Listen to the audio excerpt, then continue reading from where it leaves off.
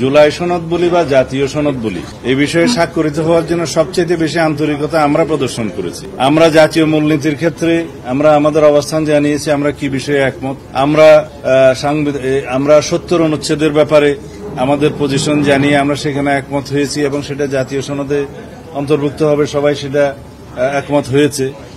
এবং এরপরে পার্লামেন্টের স্থায়ী কমিটিগুলোতে সভাপতিত্ব দেওয়ার ক্ষেত্রে বিরোধী দলের কাছে সভাপতিত্ব দেওয়ার ক্ষেত্রে আমরা তখন একমত হয়েছি 4টি গুরুত্বপূর্ণ কমিটি সহ।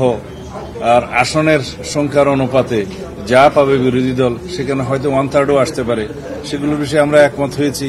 আমরা প্রধানমন্ত্রীর মেয়াদের ক্ষেত্রে যেটা জীবদ্দশায় বা সারা জীবনে কোনো ব্যক্তি 10 বছরের বেশি প্রধানমন্ত্রী আসনে বহাল থাকবেন না, সে বিষয়ে আমরা একমত হয়েছি। তবে ওখানে আমাদের একটা শর্ত ছিল যে এনসিসির মতো বা সাংবিধানিক নিয়োগ কমিটির মতো কোনো বিষয় এখানে আমরা থাকলে হয়তো আমরা সেই বিবেচনাটা আমাদের আগের প্রস্তাব অনুসারে যেতে হবে আমাদেরকে, সেই বিষয়ে আমরা একমত হয়েছি। রাষ্ট্রপতির নির্বাচন ক্ষেত্রে আমরা গোপন ব্যালটের মাধ্যমে স্বাধীনভাবে এমপিরা ভোট দিতে পারবে, সেই বিষয়ে একমত হয়েছি। তো ঐক্যমত্য তো পোষণ হচ্ছে।